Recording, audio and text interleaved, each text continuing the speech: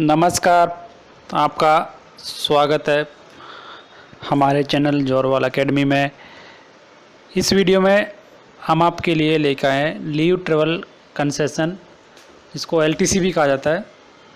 तो उसके बारे में हम इस वीडियो में पढ़ने जा रहे हैं, जो कि एज पर 7th पे कमीशन के हिसाब से है।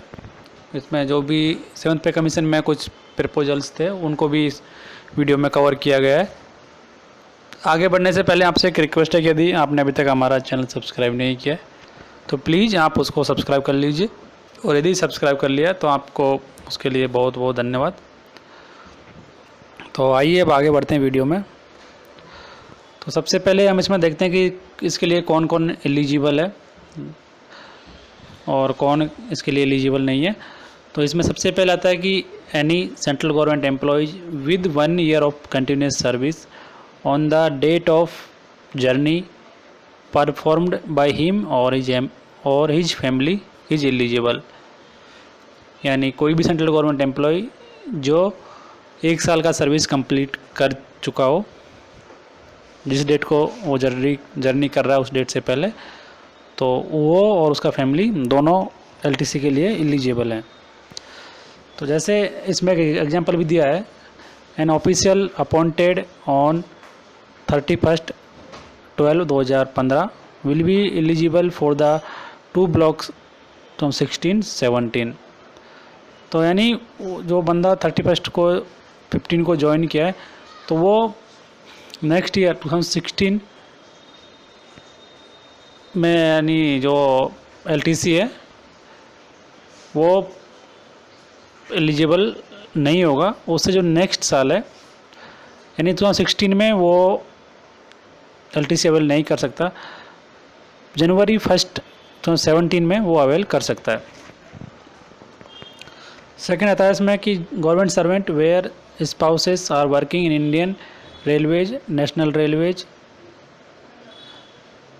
नेशनल एयरवेज है, ये रेलवेज नहीं, national airways are not eligible for LTC. यानी रेलवे और जो कि ये एयर इंडिया में जो भी एम्प्लॉयज़ हैं उनके लिए एलटीसी एप्लीकेबल नहीं है, यानी वो इसके लिए एलिजिबल नहीं है।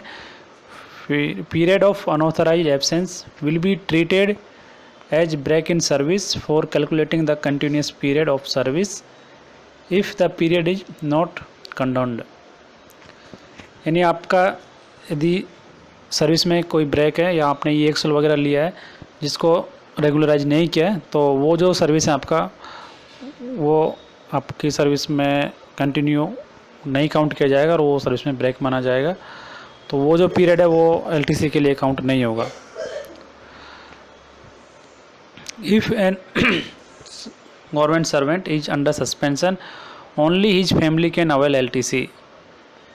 यदि कोई गवर्नमेंट सर्वेंट सस्पेंड किया गया है किसी वजह से तो उसका फैमिली ही सिर्फ एलटीसी अवेल कर सकता है, वो ऑफिशियल एलटीसी अवेल नहीं कर सकता। फिर नेक्स्ट आता है कि when both the husband and wife are government servant they can declare their home town separately, they can claim LTC for their respective families, either of the parents can claim for concession for the children in the particular block, और husband and wife is one unit for purpose of LTC and hence the condition of dependency is not applicable.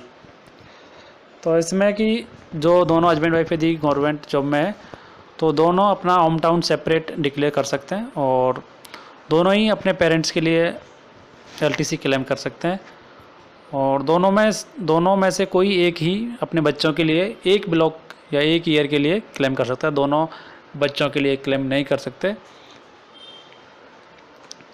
फिर next आता है इसमें silent points of LTC. इसमें concession can be availed of for self and family separately on different occasions. यानी LTC आप family के लिए अलग क्लेम कर सकते हो और खुद के लिए अलग से क्लेम कर सकते हो। और फिर आता है कि family can travel in 1 or more groups but each group should complete its return journey within 6 months from the date of its outward journey. यानी जो फैमिली मेम्बर्स हैं वे अलग अलग ग्रुप में अपना जर्नी या एलटीसी अवेल कर सकते हैं, लेकिन उनका जो रिटर्न जर्नी है विदिन 6 मंथ के में ख़त्म हो जाना चाहिए। और LTC can be availed of during any leave including study leave, casual leave and special casual leave, but not admissible during child care leave. यानी किसी सिर्फ चाइल्ड केयर लीव को छोड़ के बाकी किसी भी लीव के साथ में एलटीसी अवेल की जा सकती है। और LTC can be combined with transfer or tour. It can not be avail during closed holiday only without taking any leave. Suppose यानी कोई बंदा सैटरडे और संडे जो कि क्लोज्ड हॉलीडे है, तो उसके लिए यदि एलटीसी क्लेम करना चाहे तो वो नहीं कर सकता। उसके साथ में उसको चाहे एक सिंगल डे का ही लीव डालना होगा, कोई सा भी लीव, सीएल डाल सकता है या ईएल, जो भी लीव है वो डाल के वो क्लोज्ड हॉलीडे को भी एलटीसी अवेल कर सकता है। Members of family can visit either the same place as that visited by the government servant और डिफरेंट प्लेस।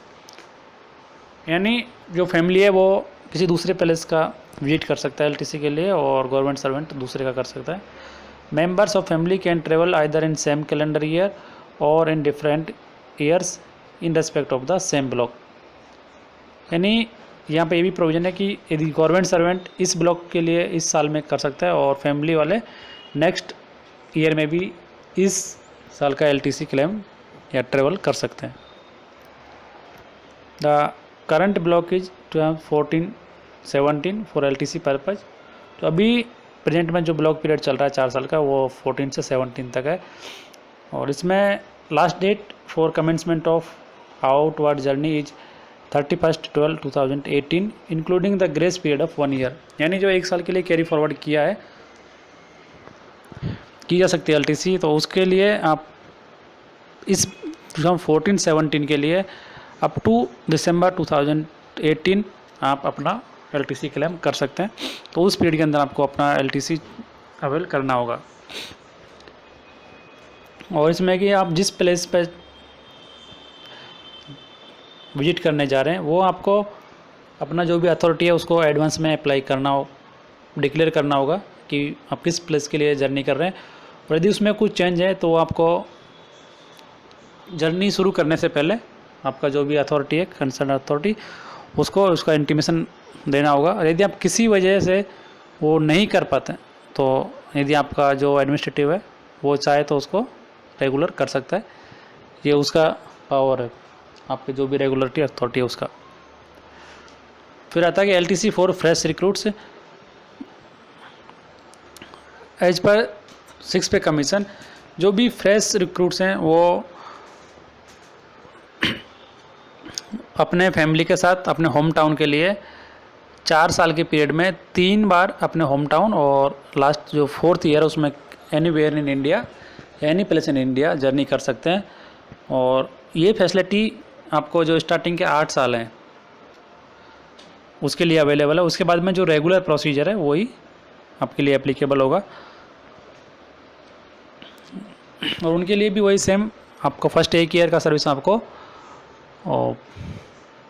कंप्लीट करने के बाद में ही आप नेक्स्ट 8 साल के लिए एलटीसी या एलटीसी की जगह पे होम टाउन कंसेशन आप क्लेम कर सकते हैं। लेकिन सबसे बड़ा कंडीशन है कि यदि आप इस बीच में कोई डिपार्टमेंट या अपना जॉब है वो चेंज कर लेते हैं तभी भी आपका वो सेम प्रोसीजर रहेगा।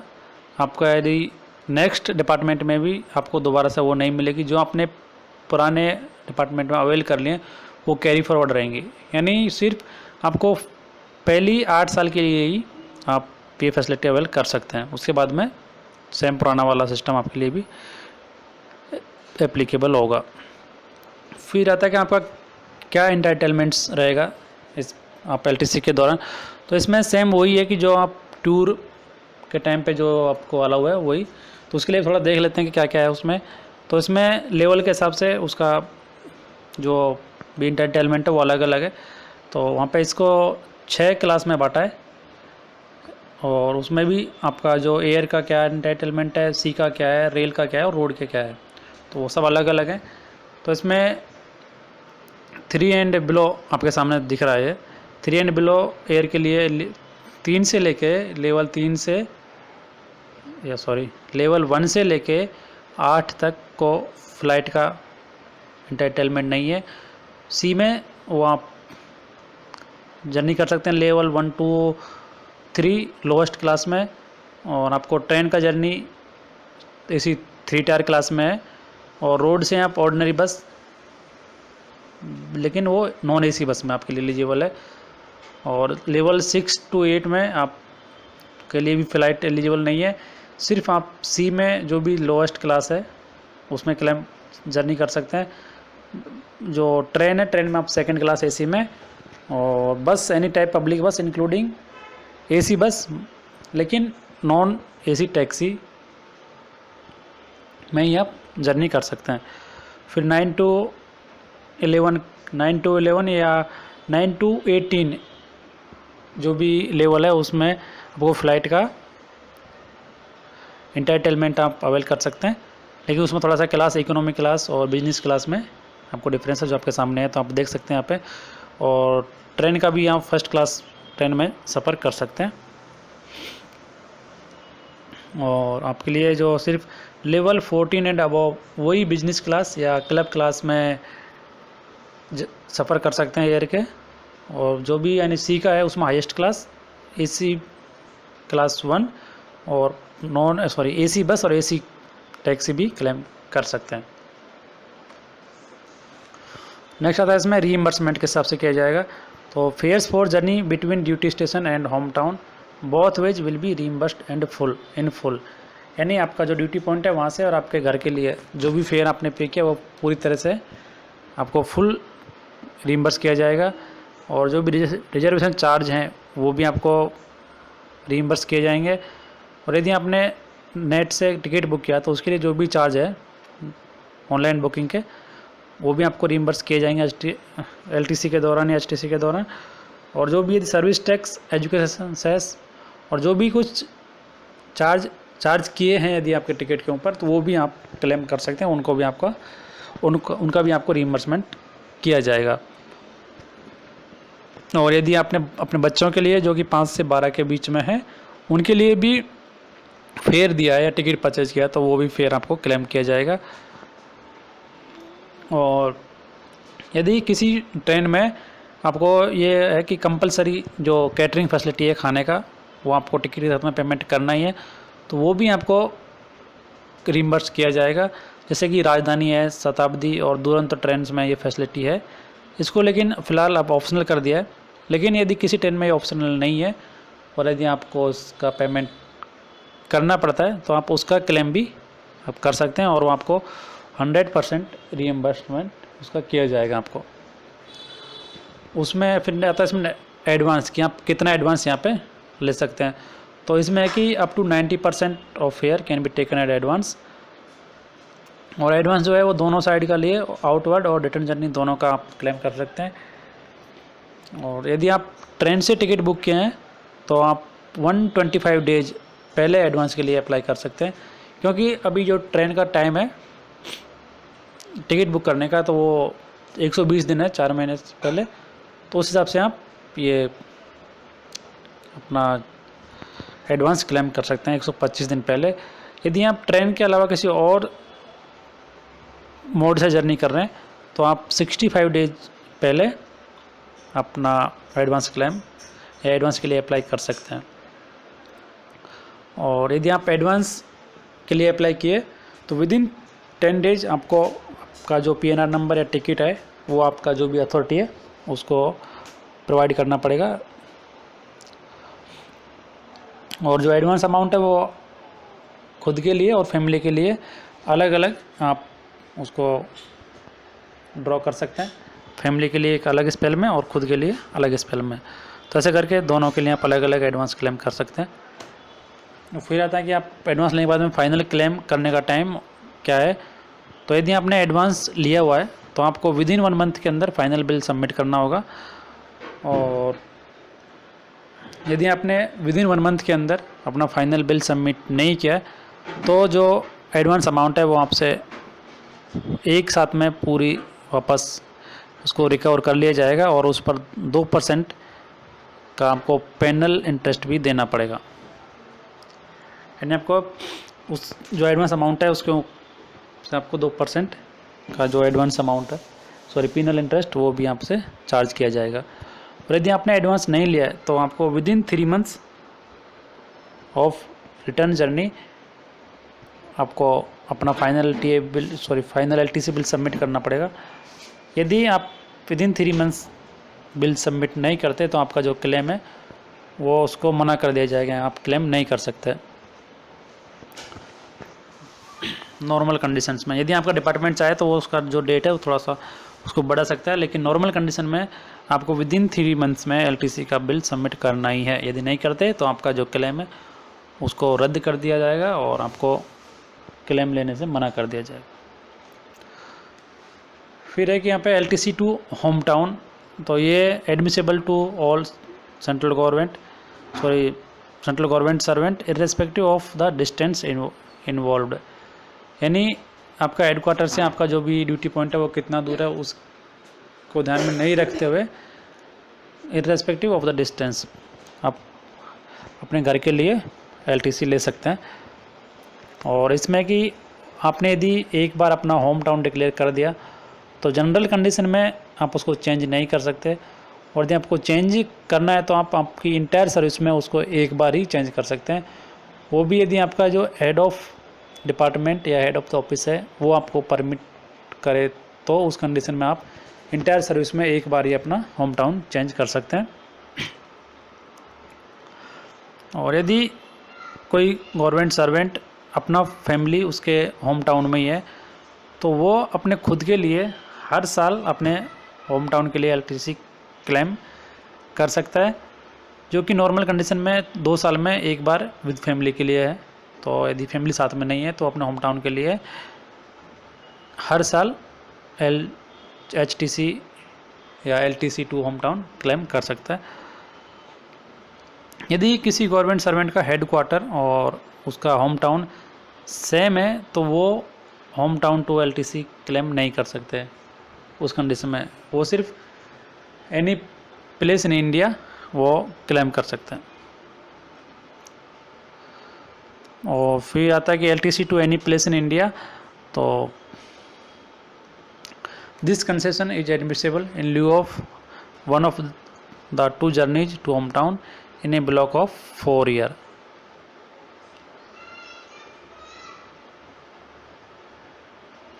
यानी 2 होम टाउन या आप एक एलटीसी, तो ऐसे करके 4 साल के ब्लॉक में आप यदि 2 होम टाउन नहीं लेके यानी तो आप एक एलटीसी ले सकते हैं।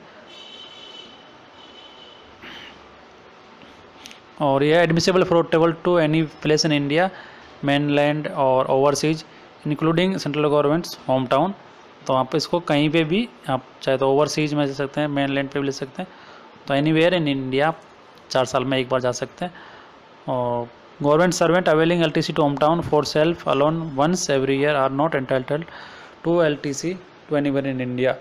यानी जो पिछले वाले इसमें था कि यदि किसी गवर्नमेंट सर्वेंट का फैमिली साथ में नहीं रह रहा है तो वो हर साल LTC to home town claim कर सकता है। और यदि उसने क्लेम किया है तो वो ये जो फैसिलिटी है एनीवेयर इन इंडिया वो क्लेम नहीं कर सकता। फिर लास्ट आता है इसमें मिसयूज ऑफ एलटीसी। यदि एलटीसी का मिसयूज आपने किया और आपको पकड़ा जाता है तो आप पे disciplinary action will be taken. और जो भी यदि आपका जो केस है वो पेंडिंग है तो उस टाइम पे जो भी आपका क्लेम है वो उसको रोक दिया जाएगा और आपको जो भी फर्दर एलटीसी फैसिलिटी है वो नहीं अलाउ की जाएगी आपको। और यदि जब जो भी एक्शन था वो ख़त्म हो जाता है तो उसके बाद में यदि आपको उसका दोषी पाया जाता है तो आपका जो भी क्लेम विदहेल्ड था उसको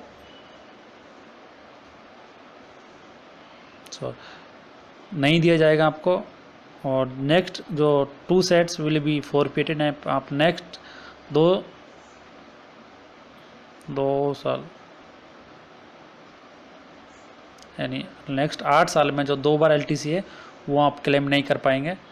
और in case of grave misuse the authority may disallow even more than 2 sets.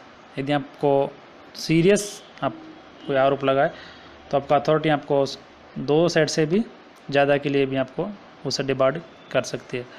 और उसके साथ में कुछ एडिशनल या लीगल डिसिप्लिनरी एक्शन भी आपके खिलाफ लिया जा सकता है। और यदि आपको उसका आरोपी नहीं पाया जाता तो जो भी आपका विदहेल्ड क्लेम था उसको आपको पास कर दिया जाएगा या दे दिया जाएगा। और जो भी LTC आपको ड्यू थी वो नेक्स्ट जो भी आपका LTC ड्यू है उसके साथ में एडिशनल सेट आपको दे दिया जाएगा फ्यूचर ब्लॉक्स में। तो यहाँ पे ये वीडियो हम ख़त्म करते हैं। थोड़ा सा वीडियो लंबा हो गया, लेकिन क्या करें, वीडियो था ही इंटरेस्टिंग और बड़ा। तो उम्मीद करते हैं कि वीडियो आपको पसंद आया होगा। यदि वीडियो आपको पसंद आता है तो वीडियो को प्लीज़ लाइक कीजिए। और यदि आपने अभी तक हमारा चैनल सब्सक्राइब नहीं किया है तो प्लीज़ चैनल को सब्सक्राइब कर लीजिए।